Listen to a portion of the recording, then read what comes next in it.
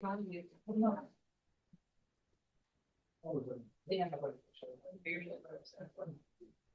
had his stuff yesterday.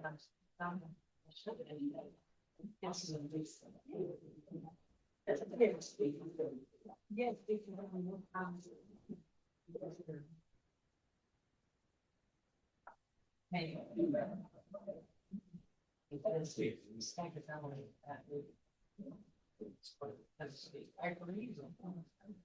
Good morning. Are you Logan Eaglin? Yes, ma'am. And this is cause number 26 DCCR 121123. Excuse me. Mr. Eaglin is charged with murders. Case is set for trial to begin with jury selection next Monday. What is the announcement? Your Honor, so there is some additional discovery that was just provided to me, and I have not had a chance to review that with my client. So I would like just one more brief reset so I can visit with him and go over all of that discovery. So I guess my question is, if it's just going over discovery with him and making him aware of all of that, then I feel like that's something that could take place soon, today, go over everything. If there's any change, y'all could let me know, unless there's some other investigation or information that you're still waiting on or you need to find out. No, Okay, well, do you want to? there is, I mean, it was, an additional witness has come forward, that, this defendant has made a admission to, about committing the crime. But it is another inmate, so we would, I don't know, I think if they want time to investigate that, maybe even having try to interview him. State would not be opposed to that. We're not opposed to resetting it one time for trial. Is that your intention? Yes, Your Honor. Okay, so I'm going to, and it was also, it looks like it's been re-indicted. This is the third re-indicted. Yes, Judge. So, which, I mean, the information that you have is all the same other than the new information that you just got yesterday. Is that Yes, correct? and then I also got some new media yesterday in this case. So here's what I'm going to do. I'm going to reset the case 45 days on an announcement docket. That way, if there's any change in, well, actually, I'm just going to reset it on announcement 30 days. If you need an investigator, you can get that, make that request quickly. Yes, ma'am. We'll get you the funding for it. That way, if they need to go visit with any additional witness, let's try to get it all done within 30 days. If something changes and there's some deal that we reach on the 30th day, great, then we'll take care of it. If not, it'll go right back on the trial docket at that point instead of us waiting 3 months for another trial docket. Yes, ma'am. Okay. All right. You can go Thank back with you. the bailiff. And then you got Thaddeus McCrae. Yes, ma'am.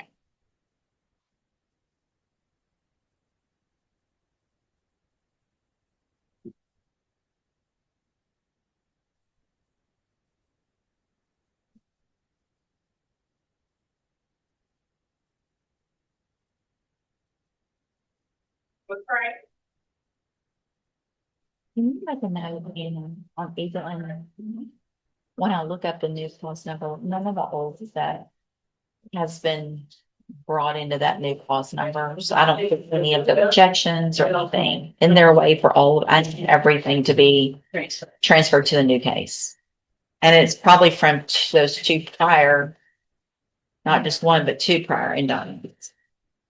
Roughly. All right, sir, you're Thaddeus McCrae. And Mr. McCrae is charged in cause number 26 DCCR 0399 with the first degree felony offensive murder.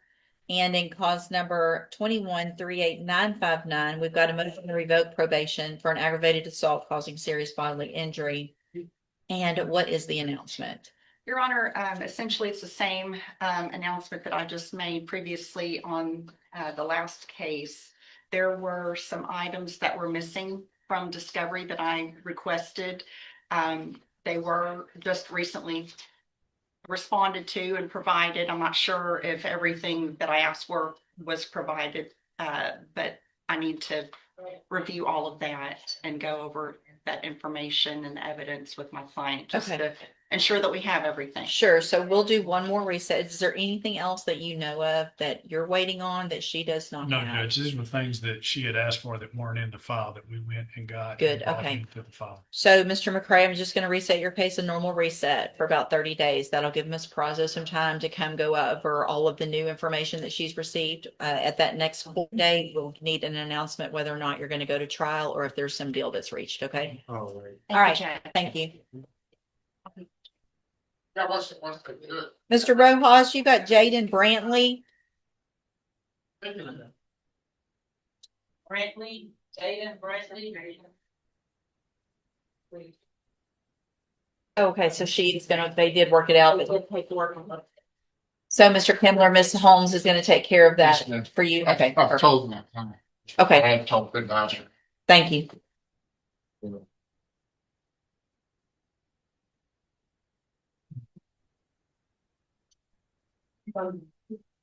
Good morning. Are you Jaden Brantley? Yes, ma'am. And this is cause number 26 DCCR 0422. Mr. Brantley, you're charged in that case with the first degree felony offense of aggravated robbery from February 6th of 2026. What that means, sir, is that if you go to trial and you're found guilty, the range of punishment would be between 5 years and up to 99 years or life in prison. Do you understand? And I have here on the tablet a plea bargain rejection that has your signature on it with Mr. Rojas's that shows that the district attorney's office has made an offer if you wanted to enter a plea of guilty for a cap of 25 years in prison, which means you would be leaving your punishment up to me. And if I follow the agreement, I cannot give you more than 25. I could give you 25. I could give you less. It would all depend on the information that was brought to me at a sentencing hearing. You have every right to reject that offer and have a jury decide if you're guilty or not and what your punishment is. I just want to make sure you understand what the possible consequences are if you go to a jury trial, what your options are if you wanted to plead guilty. And do you understand all of that? And do you want to reject that offer and have your case set for trial? Do you want to set up a trial? Do you want to visit with Mr. Rojas again? You talk some more? Okay, I'll hold it. And if you need some time to go out and visit, just let me know. I can give you a week or two, but I'll hold it for a little bit. Yes, ma'am. All right, go back with the bailiff. And I'll have that on here. Okay. If you still want it, it'll be here. You got Manuel Cardenas. It's a sentencing, Mr. Rojas.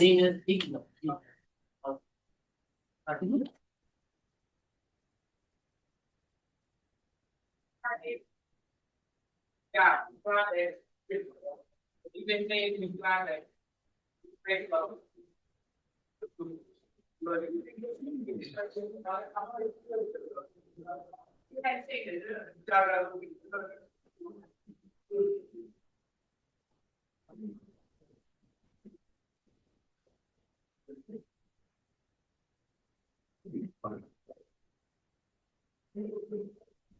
Good morning. Are you Manuel Cardenas Jr.? And Mr. Cardenas was previously in court, entered a plea of guilty in cause number 26 DCCR 0040 to the third degree felony offense of injury to a child, elderly, or disabled individual. And that was for an agreement of 5 years deferred probation. I received the pre-sentence report. Have you both had an opportunity to review that report? We have, Your Honor. Have, Judge. Any additions or corrections? Not from the defense. Judge, my only position would be that obviously as indicated by the PSI, this incident does not stem from his criminal history, so to speak, but more likely probably a mental health or a narcotics-induced incident. It's obviously concerning with regard to his father. We'd ask that a no contact order remain in place, but defer to what you think is appropriate. Okay, so Mr. Cardenas, I'm going to find that you previously entered your plea of guilty freely and voluntarily. Find sufficient evidence to find you guilty. However, I'm going to follow the agreement that you made with the district attorney and defer all proceedings and place you on probation for 5 years. You're ordered to pay the $1,000 fine and to follow all of the rules and conditions of probation. That includes, among other things, but that does include that you will enter and successfully complete the safety program. So that can help you with any drug or alcohol related issues. When you get out, you will also be placed on the mental health initiative caseload to help with any other issues that you may be having, so that you will have all the tools to be able to be sober, healthy, and obviously not have anything like this happen again. Yes, ma'am. You will also be required at this time to have no contact or communication with Manuel Cardenas Senior, your father. That's until further order of the court. And so if there becomes a time on probation where you feel like you're in a good place and he wants you to be around or something like that, you have to go through probation. You have to get my permission to do that. He can't give you permission. Okay. So he can't say it's fine, come over, it's Christmas. If you do that without my permission, it's a violation of your probation. Okay.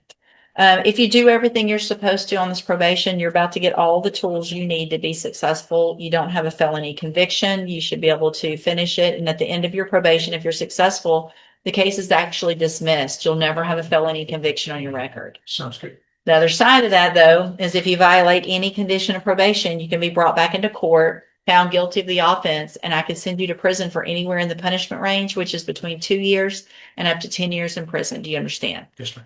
I'm handing you the trial court certification that shows that this was an agreement that I followed, and so you've waived your right to appeal. Good luck to you, sir. Okay. Mr. Vasquez, you have Corey Como. Need- Oh, I just saw him. Did he go somewhere? Well, don't call. I don't know where Joel is, so I'll skip that. Let's see. Mr. Rojas, you got Jimmy Couch.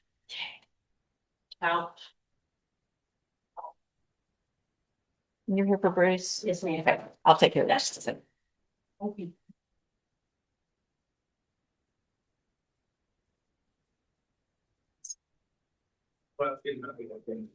Yeah, I know that. There you go. How you felt? Maybe not see. You do not see it. This is computer stuff. Good morning, Judge. Good morning. Are you Jimmy Couch? Yes, ma'am. Y'all give me just a second. I just don't know.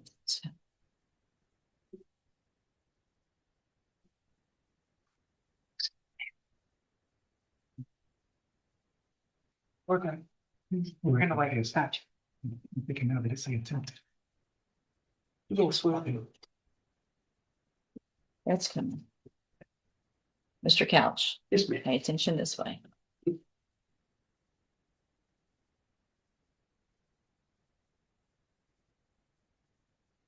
All right. Will he waive the formal reading of the indictment? He will, Your Honor. Mr. Couch, in clause number 26, DCCR 0328, the state has elected to proceed on the lesser included offense of a third-degree felony, attempted burglary of a habitation. And that's from January 29th of 2026. And how do you plead to that charge? Guilty. Are you pleading guilty freely and voluntarily? Yes, ma'am. And are you pleading guilty because you did what they've charged you with? Yes, ma'am. I have here on the tablet some documents that have your signature on them that the state's marked as exhibit number 1. Before you signed these, did you go over them with Mr. Rojas? Yes, ma'am. Do you fully understand them? Yes, ma'am. And do you understand if I follow the agreement that you've made with the district attorney that you'll be waiving or giving up any right to appeal? Yes, ma'am. Now, it looks like the agreement that you've reached is for a 3-year deferred probation. There will be a $500 fine. You'll be required to follow all of the rules and conditions of probation. Is that your understanding? Yes, ma'am. Do you also understand, if you're not a U.S. citizen, that a plea of guilty or no contest may result in your deportation, exclusion from admission to the country, or denial of naturalization under federal law? Oh, yes, ma'am. State tenders number 1. No objection. It's admitted. Is there any evidence that Mr. Couch is not competent? No, Your Honor. All right, sir, I'm going to find that you entered your plea of guilty freely and voluntarily. Find that you're mentally competent and you understand the nature and the consequences of your plea. Find sufficient evidence to find you guilty, but I'm going to reset your case for sentencing so that the probation department can do a pre-sentence report.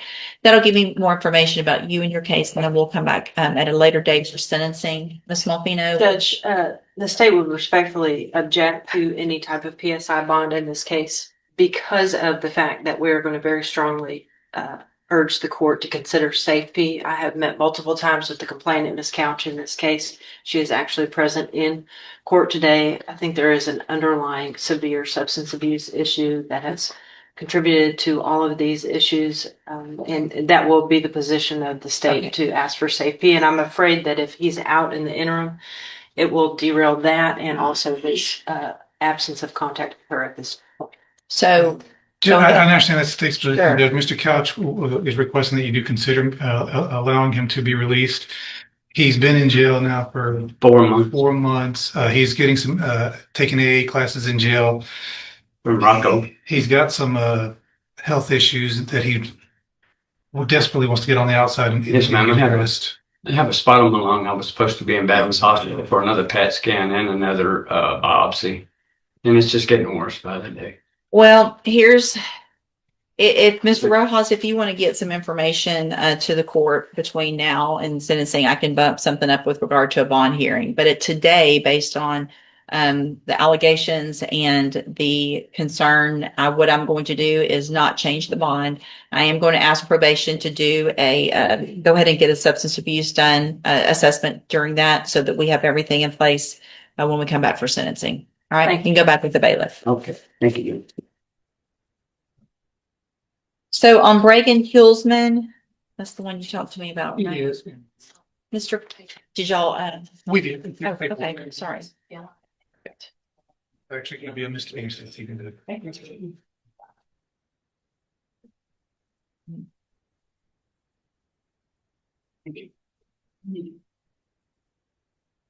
You go.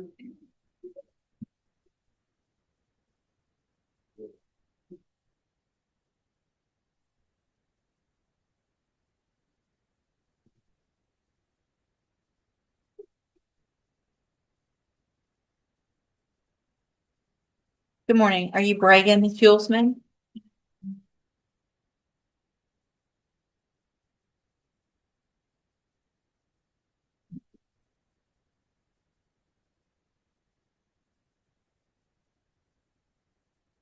And will your client waive the formal reading of the indictment? She will, Your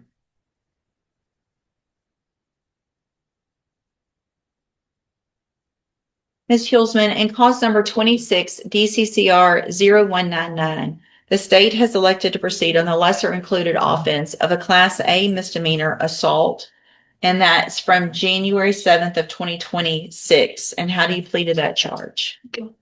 Are you pleading guilty freely and voluntarily? And are you pleading guilty because you did what they've charged you with? I have here on the tablet some documents that have your signature on them that the state's marked as exhibit number 1. Before you sign these, did you go over them with Mr. Rojas? Yes, Do you fully understand them? And do you understand, if I follow the agreement that you've made with the district attorney, that you'll be waiving or giving up any right to appeal? And it looks like the agreement that you've reached is for, hold on, it's stuck.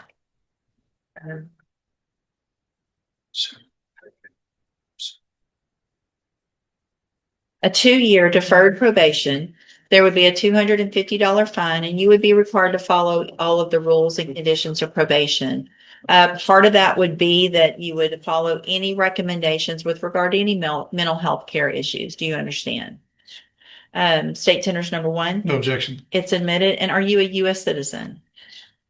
All right. Is there any evidence that Ms. Hulsman is not competent? None that has not already been addressed, Judge. Okay. All right, then, Ms. Hulsman, I'm going to find that you entered your plea of guilty freely and voluntarily. Find that you're mentally competent and you understand the nature and the consequences of the plea. Find sufficient evidence to find you guilty. However, I'm going to follow the agreement that you made with the district attorney and defer all proceedings and place you on probation for 2 years. You're ordered to pay the $250 fine, and you're ordered to follow all of the rules and conditions of probation, including any mental health care. If you do all of that, this is a great opportunity because you won't have a conviction on your record. And at the end of the probation period, if you successfully complete it, the case is dismissed.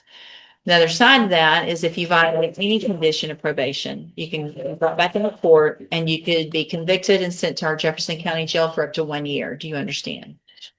I'm handing you the trial court certification that shows this was an agreement that I followed, and so you've waived your right to appeal. You'll get some instructions from probation today so that you'll know exactly what to do when you're released from jail. Make sure you do all that, okay?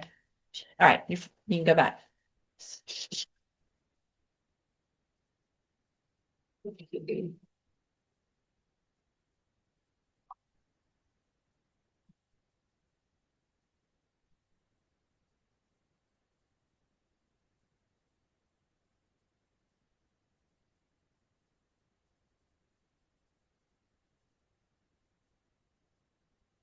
John McMillan.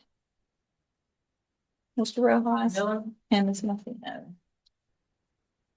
Hold on that for just 1 second.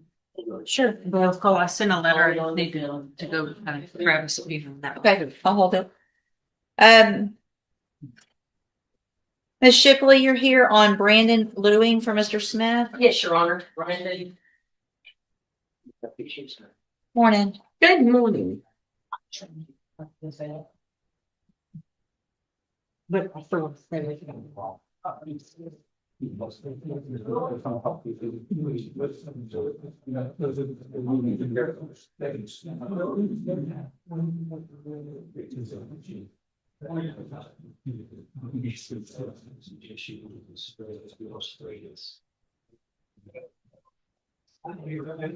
And they take you down the right now. It's still the people part of it. But Yeah, he does. Good morning, sir. You're Brandon Lewing. And Mr. Lewing is charged in cause number 25 DCCR 1402 with the state jail felony offense of unauthorized use of a vehicle. Ms. Shipley's here for Mr. Smith, and is there an announcement? Judge, yes, Your Honor. Mr. Smith had to be in another court, and so Mr. Lewing and Mr. Smith have been working on some things, and they were able to provide Ms. Malfino with some additional information. And we're asking for a little bit of time for Mr. Smith and Ms. Malfino to consult on those matters. And Judge, I have spoken with Ms. Shipley this morning. That is correct. Mr. Smith sent me an email from the defendant yesterday, and since he's here, if I may, I would just like the defendant to know I have taken it into consideration. I have rewatched the video, although there is a portion of his email that I agree with respect to the ski mask. I just want him to know where I'm coming from. Sure. His stack of felonies that is this high doesn't lead me to take everything he says in that email that is self-serving to heart, but I will, based on that, be willing to discuss with Mr. Smith reconsideration of the offer if the court would allow us that time. But I just wanted Mr. Lewing to know I did look at that and what my position is.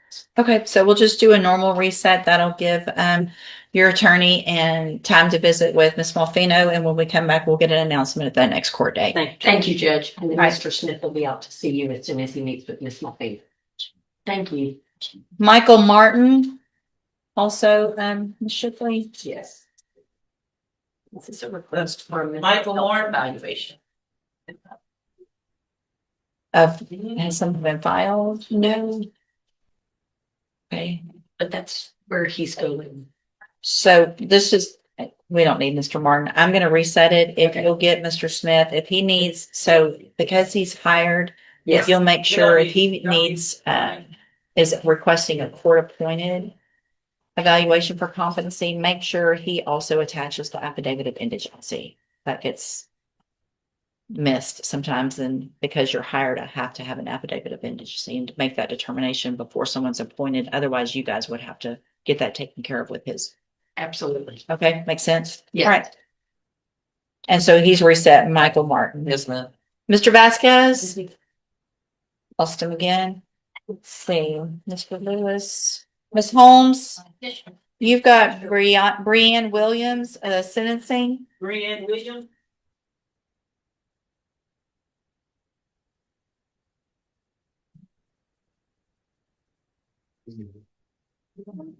Good morning.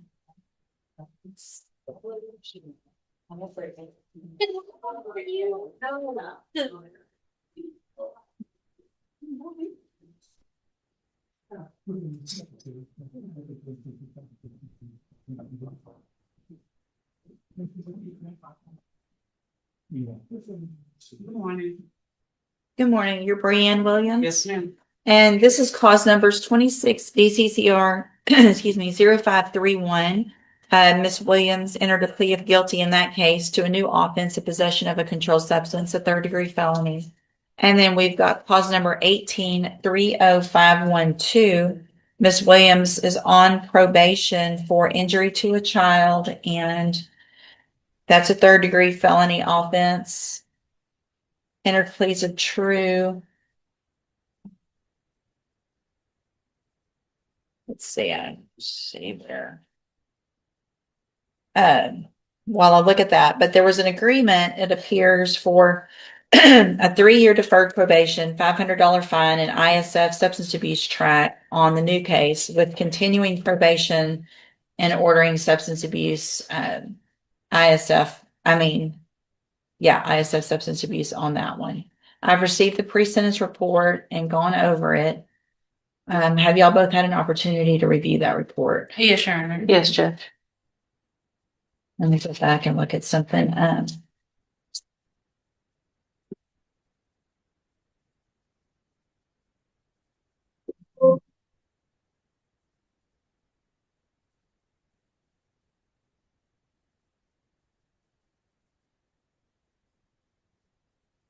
All right, so it was a 10-year deferred probation from May 20th, 2019 for that injury to a child or elderly, individual. And it looks like she pled true to counts 1 through 5, which include that new offense of failure to identify, a new offense of public intoxication, being an out past curfew, and court assessed fees. So I guess what I have a question mark here and an issue and a question, which is why is it just 3 years on a 3rd degree felony possession when we've already got a 10-year deferred on the other one? I just don't know that makes sense to me for it to be that low of a number of years for a new offense while you're on a felony offense. I'm not opposed to the ISF and do it and going forward with probation, but I just don't think it makes sense to do It could have been the length of time. That she had already been. Right, because the new case, the new offense was from 2024, did not get indicted until this year. So I think that played a part okay. in it. But it was okay. But it still was after she was on probation, Yes, but it it didn't is. get indicted for And a I long time. believe when it originally occurred, that was addressed at a previous MTRP hearing, but it did not get indicted till 2 years later. Okay. All right. Anything else then? No, Your Honor. No. All right, Ms. Williams, with that explanation, I'm going to follow the agreements that you made with the district attorney's office. In clause number 26, DCCR 0531, find sufficient evidence to find you guilty. However, I'm going to follow that agreement and in that case, defer all proceedings and place you on probation for 3 years. You're ordered to pay a $500 fine and to follow all of the rules and conditions of probation, which includes entering and successfully completing the substance abuse track of the of ISF. And then in clause number 18-30512, I'm going to find that you enter those pleas of true to counts 1 through 5 freely and voluntarily, find those counts true, find sufficient evidence to find you guilty and revoke your probation in that case. But I'm not going to do that. I'm going to follow the agreement, continue you on probation, order as a condition of that probation that you enter and successfully complete the ISF substance abuse track as well.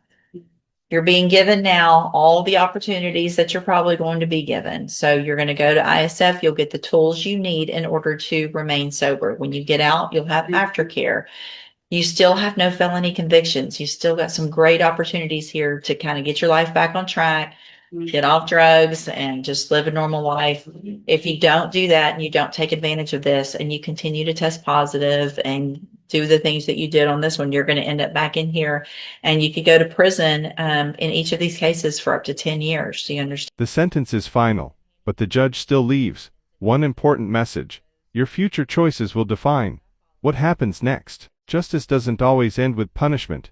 It also leaves the door open for redemption if the defendant is willing to change. Sometimes the biggest victory in a courtroom isn't avoiding prison, it's being given one last chance to change. Today, the judge made it clear that accountability and mercy can exist side by side, but only if that opportunity is taken seriously. Every warning, every condition, and every word pointed toward one simple truth: the future is built by the choices made after walking out of that courtroom. For Brienne Williams, this wasn't the end of the story, it was the beginning of a final test. Whether this second chance becomes a new life or another trip back to court is now completely in her hands. What do you think? Was this the right decision, or should the court have chosen a different path?